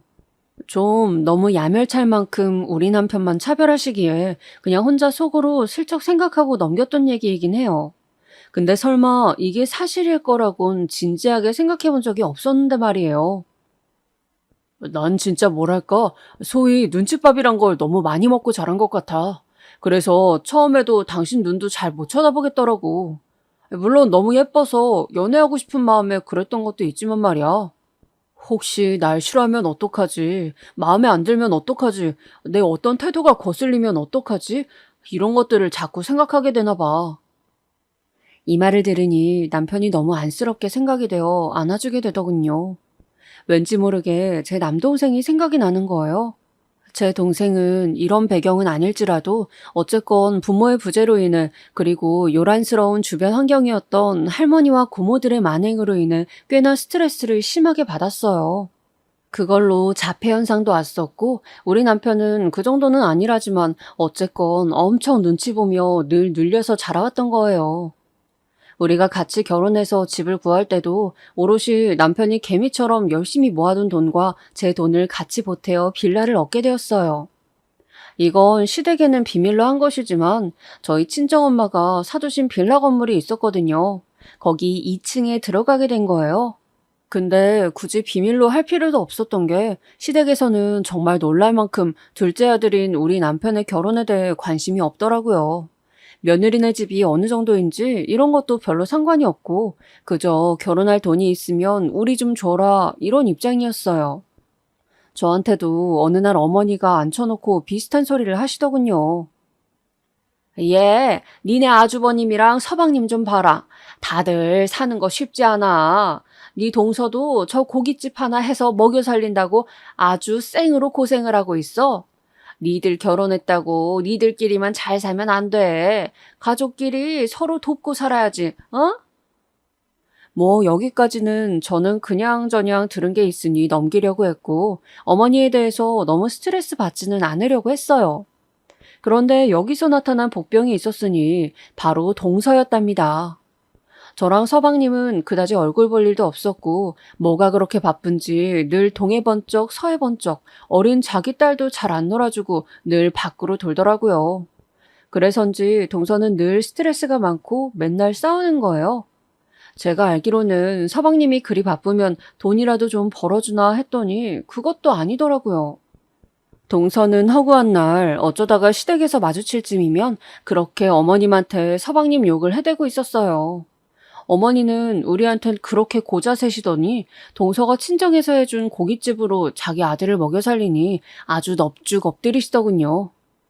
어머니, 이 사람 말이에요. 어제 집에 들어왔어요.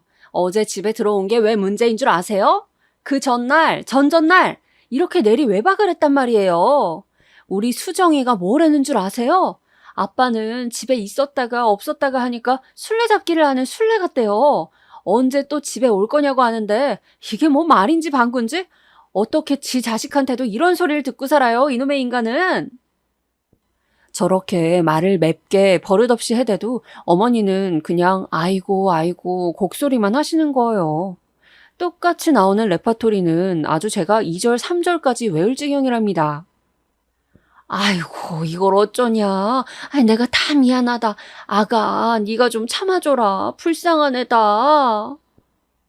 이걸 그렇게 무슨 돌림 노래도 아니고 연신 이어서 하다가 아니면 구간을 바꿔서 계속 반복하시더라고요. 그러니 동서도 한풀이를 실컷 하다가 제풀에 지쳐서 떨어져 나가고 그러면서도 또 이혼은 안 하고 사는 게 희한하더군요.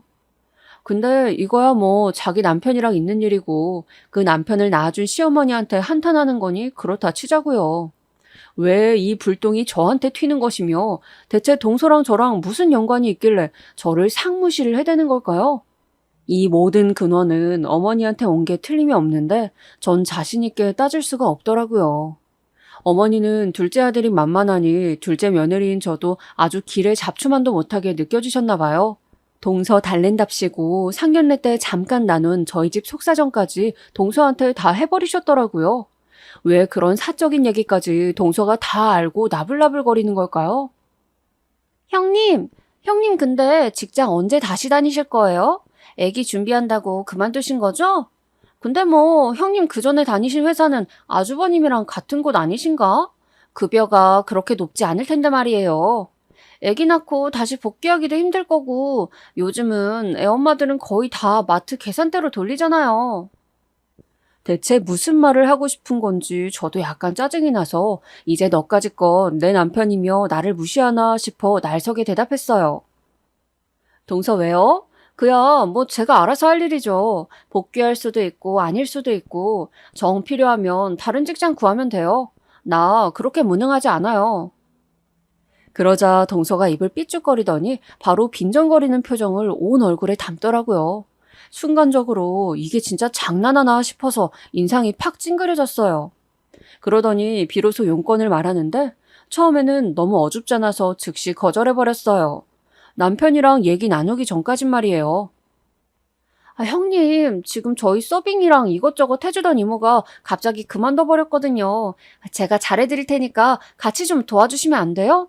사람 구한다고 여기저기 공고도 내놨고 그렇게 오래 안 걸려요. 딱 한 달만 같이 고생해주시면 돼요. 제가 아쉽지 않게 봉급도 잘 챙겨드릴게요. 네? 듣자마자 아주 반사적으로 저도 모르게 입모양으로 웃기고 있네라는 말을 찌끄리게 되더라고요. 그때 동서야 딴 데 보고 있어서 몰랐겠지만 제가 한 5초 만에 거절하는 바람에 분위기를 파악은 했나 봐요. 계속 슬슬 달래려 들더라고요. 아유, 그러지 마시고요, 형님. 당장 지금 일할 사람이 없어요. 저 우리 가게 애도 데려다 놓고 진짜 팔 빠지는 줄 알았다니까요. 우리 엄마가 고깃집 이거 준비하는 데나 돈 대줬지. 엄마가 와서 도와주지도 못해요. 진짜 사정이 안 좋고 이거 근근히 운영해 나가야 저희도 먹고 산단 말이에요. 형님도 계속 노시면 뭐해요? 돈 좀 벌어두시면 좋잖아요, 네? 이때는 정말 저도 뭔가 지저분한 것을 본 마냥 인상을 확 찌푸리고 됐다며 얘기를 끝내버렸는데요. 다음날 저녁 남편의 얘기를 들으니까 좀 마음이 안 좋아지는 거예요. 나 오늘 처남이랑 농구하고 왔어. 처남 농구 그렇게 좋아하는지 몰랐네. 왜 말을 안 해줬어? 어? 당신 오늘 용재 만났어? 둘이서 언제? 내가 처남한테 연락했지. 이번에 서류 만들다가 필요한 게 있어서 이런 것 좀 해줄 수 있냐고 연락했더니 해준다던데? 그래서 밥 먹고 카페에서 서류도 보고 소화시킬 겸 앞쪽 공원도 같이 갔어. 그런데 근처에 애들이 놀다가 농구공을 어디 찌끄리고 가버린 거야. 내가 공 좀 튀겼더니 처남이 자기도 공 달라고 하더라.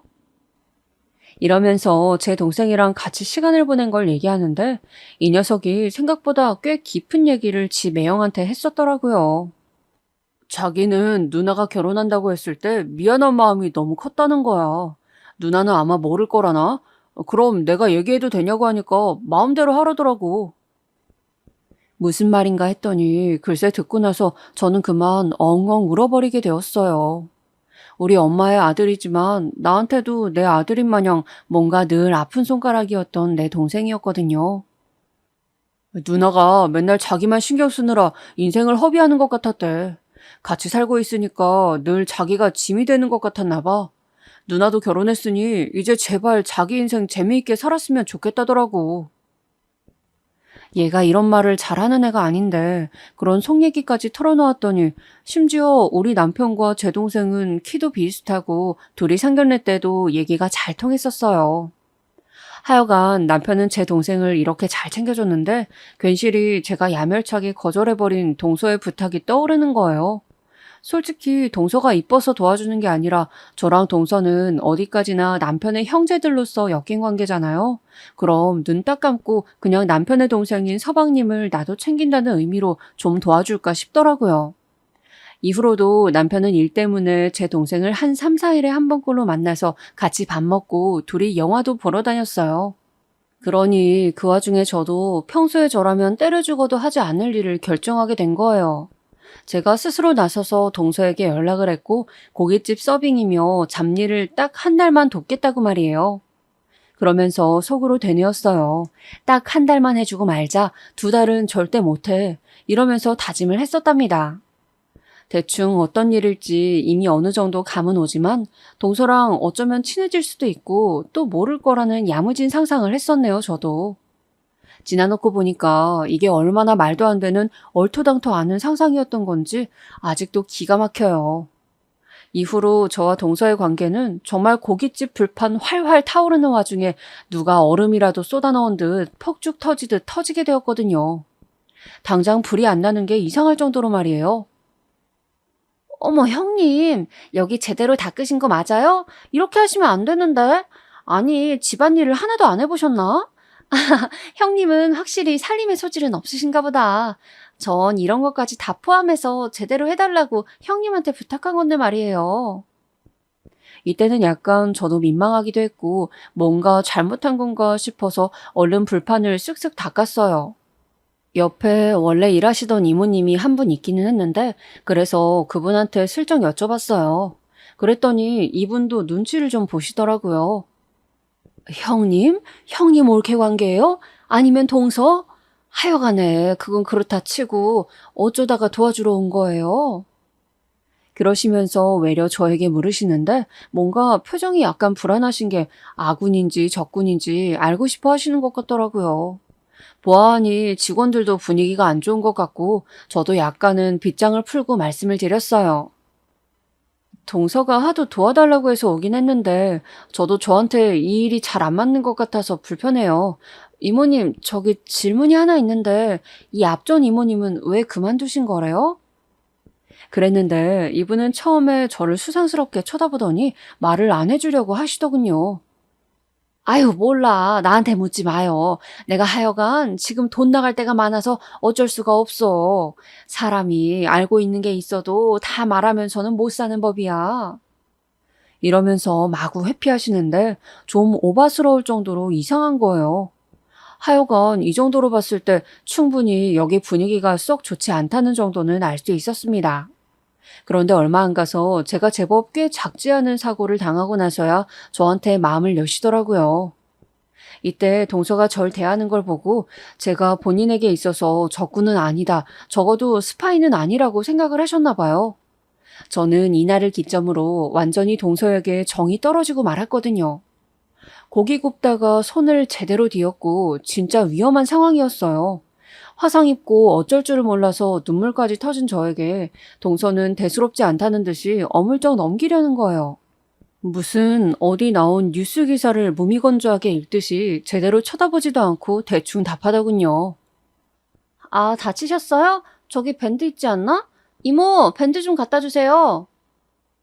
저는 너무 어이가 없어서 다시 말을 했는데 돌아오는 답은 더 황당한 거예요. 아니, 동서, 나 병원 가야 될 것 같은데 손 여기 좀 봐봐. 이대로 어떻게 다시 뭘 하라는 거예요?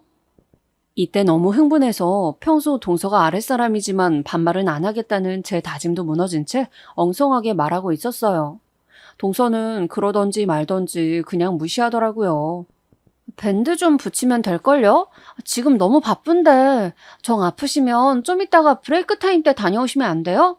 여기 저랑 이모님이랑 둘만 하기에는 진짜 죽어난단 말이에요. 형님 편한 시간대 쓰려고 부탁드린 게 아니잖아요. 조금만 참아주세요 좀, 네?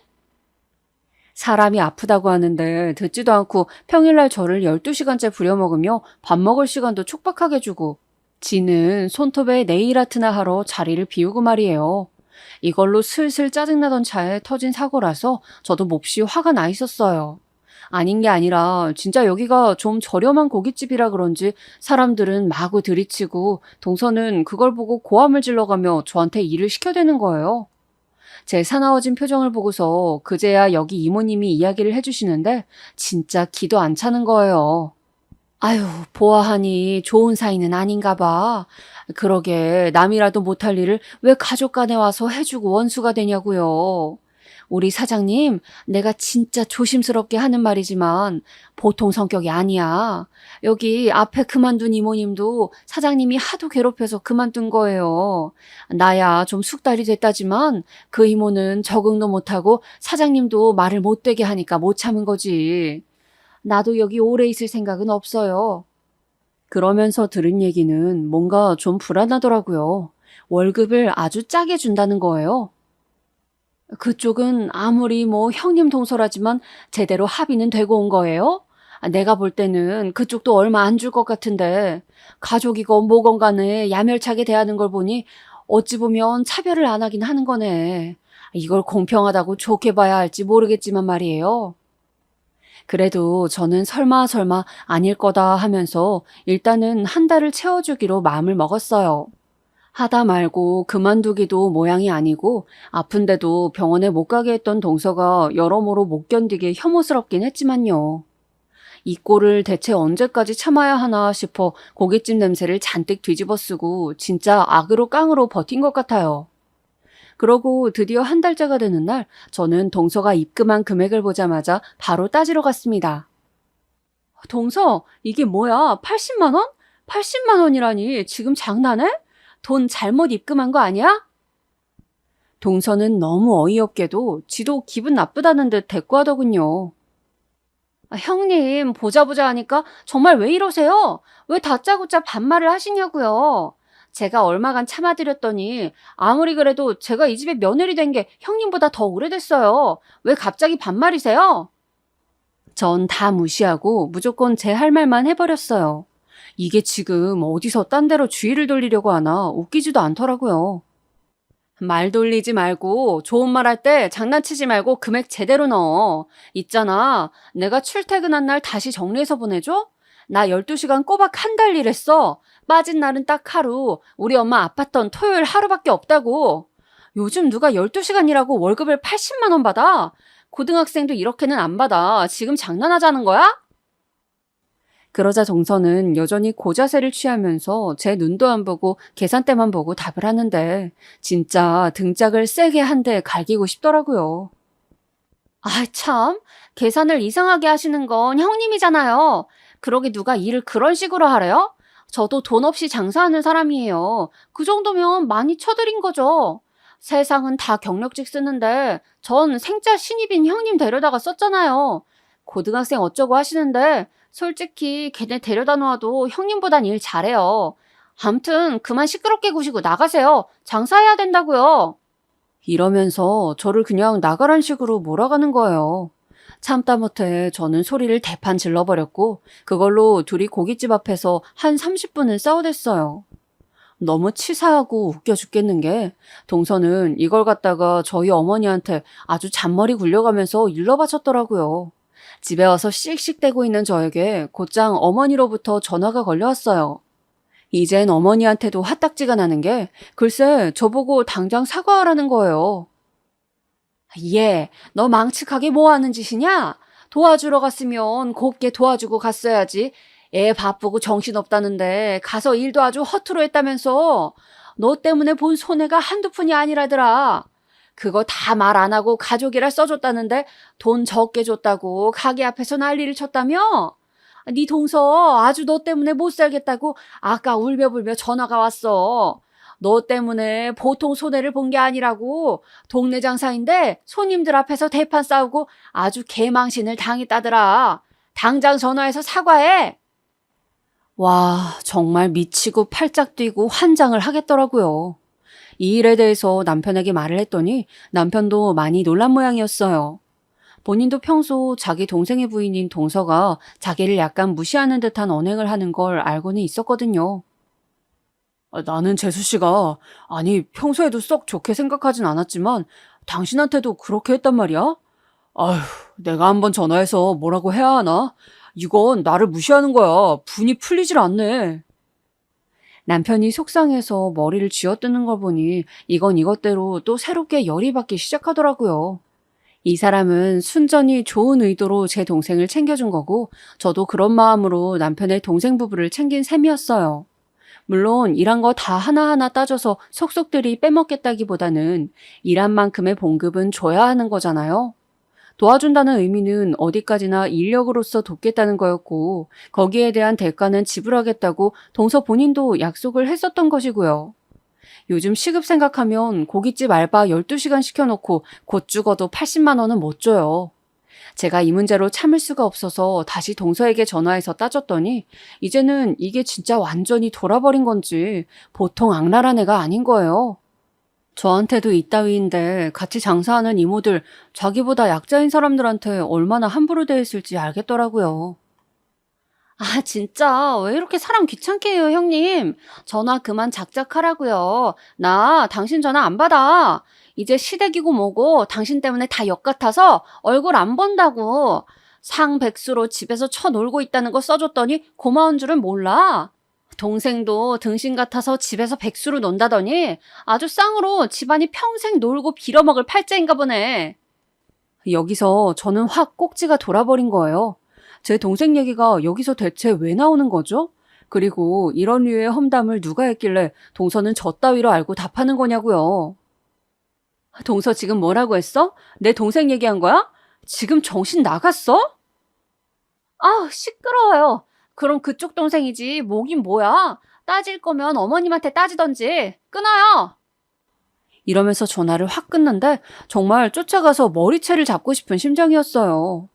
이쯤 되면 대상이 어머니인지 동서인지도 저도 잘 분간이 안 되더라고요. 제가 누구를 이렇게 왕창 혼내주고 싶은지 말이에요. 이때 너무 열이 오르고 남편에겐 더 얘기해봤자 해소도 안 되고 속만 상할 것 같아서 엄마에게 말을 했어요. 엄마도 하다하다 이런 생난리는 처음 들어보셨는지 기막혀 하시더라고요. 야, 내가 살며 들어본 얘기 중 제일 기가 막히다. 어디서 그런 물건을 동서라고 얻었어? 너, 네 신랑 그러지 말고 그 집에서 나오라고 해. 친가족이었으면 나는 진즉 이혼시켰어. 좋은 말 할 때 그 집이랑 의절하라고 해. 그리고 그 동서인가 뭔가 개 끌어내서 무릎 꿇려 사과받으라고. 엄마, 그게 말이 쉬워? 쟤 보통이 아니야. 우리 신랑 의절이고 뭐고 둘째치고 나도 쟤한테 사과받고 싶어. 분해서 잠을 못 자겠다고. 근데 동서 쟤가 진짜 보통 악질 같은 애가 아니라니까. 지보다 만만해 보이면 아주 죽을 때까지 물어뜯고 안 놔주는 애라고. 쟤한테 사과받으려면 나도 팔이건 어디건 제대로 물릴 각오 해야 돼. 평소 애지간한 분쟁에 섞이길 싫어했던 제가 어쩌다가 이렇게 독해져서 잔뜩 화가 올라 있는지 참 어이가 없더라고요. 순간순간 동서가 했던 말, 그 한 달간의 시간 동안 밀착해서 저를 쪼던 걸 생각하면 몇 번이나 쫓아가서 따진다 해도 부족했어요. 근데 엄한 인간 때문에 이러다가 저만 심각하게 화병 걸릴 것 같더라고요. 게다가 사람이 건드릴 게 따로 있지 가족을 건드려요? 평소 어머니도 얼마나 제 친정에 대해서 뒤에다 대놓고 동서한테 뒷담을 했으면 동서가 아예 대놓고 제 앞에서 우리 가족을 욕받겠어요? 내 동생을 가지고 저 따위로 비과대고 백순이 등신이니 말을 한 건 전 참을 수가 없었어요. 그런데 애지간한 방법으로는 도저히 동서를 연맥일 방법을 못 찾겠더라고요. 하지만 사람은 누구나 어딘가에서 방법을 찾고 제 경우에는 이게 시기적으로 그리고 당시 엄마의 이런저런 타이밍상 맞아떨어지긴 했던 것 같아요. 그게 아니라도 나중에 어떻게든 악을 쓰고 방법을 찾기는 했겠지만 여러모로 엄마 덕에 시기가 빨라졌답니다. 다름 아닌 엄마가 이전부터 눈여겨봐두던 건물이 있었거든요. 근데 그쪽이랑 계약이 잘 안 되어서 엄마가 여러모로 속상해하시던 판에 저희 시댁 부근에 있는 도로변 건물들도 좀 보고 계셨어요. 사실 그렇다고 해봤자 엄청나게 큰 건물은 아닌 거로 엄마가 노후며 이것저것 계획해서 짜둔 것과 적당히 맞아떨어지긴 하더군요. 이후로는 흥정도 필요하고 여러모로 머리를 굴릴 필요가 있었지만 말이에요. 저는 이쪽으로는 생각을 안 해봤는데 불현듯 갑자기 엄마가 먼저 말씀을 꺼내오셔서 너무 놀랐어요. 윤희야, 우리 거기 건물 사야겠다. 내가 보니까 거기 전망이 지금은 그럭저럭이어도 이후로 나쁘지 않아. 이참에 사버려. 마음이야 저도 어서 물먹이고 싶은 생각이 컸지만 아무리 말이 그렇대도 엄마의 일정 재산이 걸려있고 여러모로 신중해야 하잖아요. 그래서 저도 생각만 하고 있던 차에 엄마가 몇 번을 같이 알아보러 다니자고 하시니 함께 움직이게 되었답니다. 그런데 의외로 그 건물을 선택하는 수단이 썩 나쁘지는 않은 거예요. 결국 그렇게 해서 알아보던 차에 우리는 비밀리에 그 고깃집 건물주를 만나보게 되었어요. 엄마야, 이쪽 부동산들은 워낙 다 섭렵하고 계신 거로 그리 어렵지 않게 자세한 정보들을 들어보게 되었어요. 저도 중간중간 거기서 일할 때 동서가 푸념하던 소리들도 들었었고 말이에요. 근데 진짜 안에서 새는 바가지가 밖에서도 샌다고 동서는 어딜 가나 이미지가 안 좋더군요. 건물주 아줌마가 보기에도 영 아니었나 봐요. 아, 그 새댁. 하긴 이제 새댁도 아니지. 결혼한 지 좀 되지 않았나? 하여간 거기 친정엄마가 아주 쌈딱이야. 내가 그거 못 이겨가지고 몇 번을 끌려다녔어. 우리야 이번에 딸내 이사 갈 일도 있고 따로 크게 돈 들어갈 일 있어서 넘길 생각이긴 한데 하여간 이러나 저러나 그 고깃집이랑은 계약 연장 안 하고 싶더라고. 글쎄 몇 번이나 월세도 안 내고 밀리기도 하고 지 분리할 때만 살갑게 굴어대. 어떤 때는 나한테 전화해서 부모도 없는 자식 마냥 엄청 대들기도 했다니까. 듣자 하니 정말 최악인 게 1층 고깃집을 쓰는 동서는 그 바로 2층인 2층 사무실이랑도 짜고서 건물주를 몰아몰아 속이려고 했던 적이 있었나 봐요. 주차 공간도 지들 멋대로 쓰고 고깃집도 지저분하게 써가지고 벌레들도 많아지고 그 방역도 그대로 건물주한테 돌리고 엉망진창이더라고요. 꼴에 또 여기서 장사 좀 했다고 고정 손님들 있다고 아주 박박 악을 쓰더라고. 뒷단에는 연장이 아주 당연한 건 줄 아나 봐. 누가 보면 이 건물 지 건 줄 알겠더라고. 이쯤 되니 엄마랑 저는 더 결심이 확고해졌고 비밀리에 건물을 구입하기에 이르렀어요. 동선에 역시 계약 연장 얘기를 당연한 듯 알고 굳이 꺼내지도 않았고 주인도 건물 팔까 말까 고민 중이던 차이고 서로 괘씸해하는 차라 얘기는 안 나왔었나 봐요. 그런 사이에 저와 우리 엄마가 껴서 이 건물을 사게 된 거고요. 사실 이렇게 사서 넘어가게 되기까지도 한 반년 넘게 진행되긴 했는데 그 사이 동서는 주제에 인테리어도 좀 했더라고요. 집단에는 당연히 재연장하면서 해먹을 생각이 있으니 그런 계획을 깜찍하게 세운 걸 거예요. 저도 간간히 어머니를 통해 들려오는 동서 소식은 들었고 당연히 저의 건물 구입 계획은 얘기하지 않았었답니다. 어쨌건 동선에는 인테리어를 얼추 마쳤고 저는 엄마를 모시고 드디어 당당하게 그 망할 고깃집에 방문했어요. 남편에게도 가타부타 설명하지 않았었기 때문에 이 모든 일이 진행되고 나서야 남편은 알게 되었답니다. 듣고 너무 얼얼했는지 몇 번이나 되묻더라고요. 당신이? 아니, 장모님이? 아니, 어떻게 그 건물을 사? 장모님, 여기 빌라 이 건물만 갖고 계시는 거 아니었어? 그만한 돈이 있으신 분이었어? 우리 남편도 엄마의 재산을 그 정도로만 알고 있었지 이 이상은 알 길이 없었을 거예요. 저도 정확히 알지 못하고 엄마는 맨날 절약하고 아끼고 살아야 된다면서 말씀을 잘 하진 않으시거든요. 그렇지만 어디 나오는 정보나 부동산 관련된 정보는 늘 빼곡하게 보고 알고 계시는 편이고 관심도 많이 보이셨거든요. 힘겹게 집을 일으키게 된 것은 엄마의 재테크도 무시 못하는 능력이었던 것 같아요. 하여간 그렇게 해서 우리는 동서를 찾아갔고 그토록 하고 싶었지만 마음에 담아두었던 바로 그 말을 하게 되었답니다. 동서, 계약 기간 끝나면 나가줘. 이 건물 우리 거거든. 우리가 연장할 생각 없으면 안 하는 거야. 무슨 말인지 알아듣지? 다른 데 알아봐. 동서는 상황 파악이 빠르게 돌아가는 인간이라 미친 듯이 놀란 표정을 지으면서도 이게 헛소리는 아니라는 걸 알았나 봐요. 꽥꽥 소리를 지를 줄 알았더니 곧장 말을 바꾸면서 요리조리 틈을 보며 계속 저와 엄마를 연신 살피더군요. 저기 무슨 말씀이신지. 저는 이미 인테리어도 다시 끝냈고요. 연장한다는 건 이미 공공연하게 우리끼리 알고 있던 사실이에요. 혹시 얘기를 못 들으신 건가요? 제가 뭐라고 말하려는 찰나에 엄마가 나서시더라고요. 다 들었으니까 하는 말이에요. 그거 들어봤자 무슨 소용이 있는데? 그건 그쪽 얘기지. 우리는 건물 샀고 우리가 그걸 연장할 이유는 없잖아요. 우리랑 합의가 안 됐는데. 그리고 재건축 계획도 있고 이미 이전 건물주분도 고깃집 이어서 하게 둘 생각은 없었다던데? 월세도 몇 달씩 밀렸었고 건물도 지저분하게 썼다면서요. 그런 내용까지 들어놓고 연장은 못하지. 그쪽이라면 연장할 맛 나겠어요? 그러다 동서는 뭔가 잘못되고 있다 싶었는지 인테리어 본전 얘기하면서 계속 바락바락 들이밀더라고요. 아니, 이게 뭔 소린지 모르겠네? 형님, 말 좀 해봐요. 우리 인테리어 하는 거 형님은 알고 있었잖아요. 그쵸? 알아요, 몰라요? 어머니가 말 안 했어? 이게 어느 면전에다 대고 이렇게 반말을 섞는지 모르겠더라고요. 심지어 우리 친정엄마가 옆에 있는데 말이에요. 뭐라는 거야? 내가 알면 뭐가 달라지는데? 알아도 난 해줄 생각이 없다니까? 잔말 말고 계약 기간 끝나면 다 복구해놓고 나가. 무슨 연장이야, 연장은? 연장 같은 소리하고 앉아있네? 꿈도 꾸지 마! 동서는 내내 이글거리는 눈으로 저를 노려보더니 이게 보통 상황이 아니란 걸 온몸으로 깨달았나 봐요. 정말 졸렬하게도 강약 약강인 인간이라 더 이상 말을 못 꺼내고 이만 갈면서 어깨를 들썩거리더군요.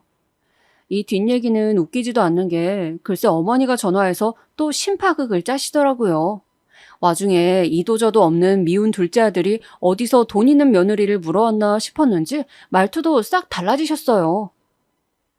예, 그러지 말고 네 동선에 좀 봐줘라. 가족끼리 좋은 게 뭐야?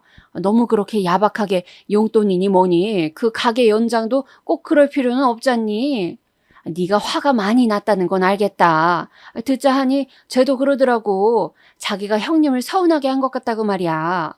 뭐 때문에 그렇게 화가 났는지 모르겠다만 그러지 말고 좀 봐줘라, 어? 저는 이 말에 동서보다 어머니한테 더한 화를 쏟아내게 되더군요. 생각해보면 동서도 미친 듯이 싫지만 이 모든 논쟁에 기반을 깔아준 건 어머니니까요.